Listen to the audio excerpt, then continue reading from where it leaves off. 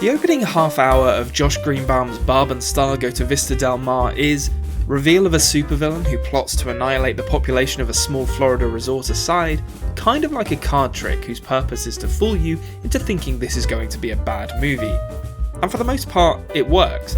Sure, we get some great throwaway lines about hot dog soup or talking club and the fact that Phyllis Smith absolutely cannot discuss horses there, but broadly, it feels like it's meandering its way towards becoming another mediocre studio comedy. Then some anthropomorphized CGI mice show up for one glorious, totally unexplained second. Then there's a musical number. Then a drug trip sequence.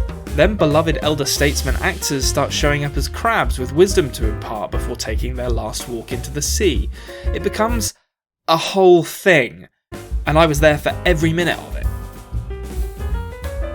Barb and Star tells the story of two women, one widowed, the other divorced, from a small town somewhere in America whose only real purpose in life is their friendship with one another, most notable when they share shifts, which is pretty much all the time, at the local department store where they work. However, tragedy strikes when they lose their jobs, but after some convincing they decide to treat themselves to a holiday in the sunny Florida resort of Vista Del Mar.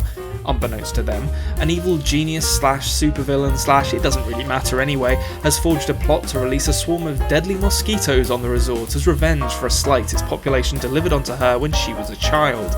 Somehow, someway, Barb and Star become embroiled in it and must race against time to save the resort, find love, rediscover themselves, and purchase friendship bracelets.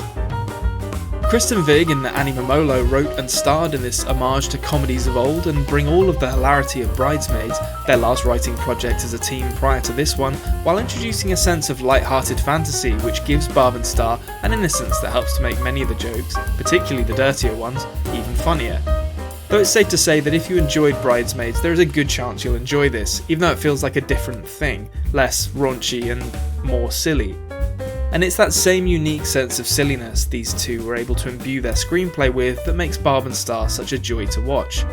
None of the jokes ever feel malicious or like they're even approaching poor taste, and this is perhaps in part due to the unassuming nature of our main characters, who are, let's be real here, completely ridiculous while also being every woman of the highest order. It's a hard balancing act to strike and it's more or less perfectly executed here, opening act aside. And while the leads are obviously the stars of the show when it comes to the joke per minute ratio, it would be remiss of me not to mention Jamie Dornan's Edgar Paget, the romantic henchman and primary love interest, and Damon Wayans Jr.'s Darlie Bunkle, arguably the worst PI in the world. This movie is littered with excellent cameos and performances from character actors with small parts, all of which are memorable, though none more so than the two above. And this plethora of strong supporting roles is as much a testament to the writing of Wiig and Momolo as it is to the casting. Also, it's good to know that Jamie Dornan can be funny. Honestly, didn't see that one coming. It's kind of hard to discuss what makes a comedy so good without reeling off the best jokes from it without any context, which is obviously a terrible idea, but screw it, we're doing it anyway in Konrad's Joke Corner! 1.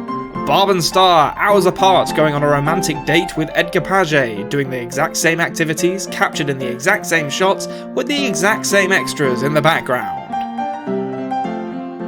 2. Star shakes her head, accompanied by a noise which seems like it's in the soundtrack, and then turns out to be diegetic. 3. Wise crabs. 4. Damon Wayans Jr. and Jamie Dornan wrestling. 5. Music!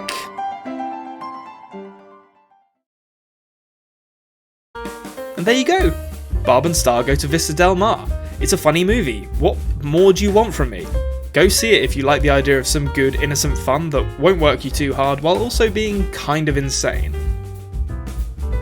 That's going to do it here for this week's episode of Movie Reviews with Konrad. If you enjoyed the video, a like would be much appreciated, and why not subscribe to check out the rest of the content on the Culture Cave? I promise some of it's good. I've been Konrad, and I'll see you next time.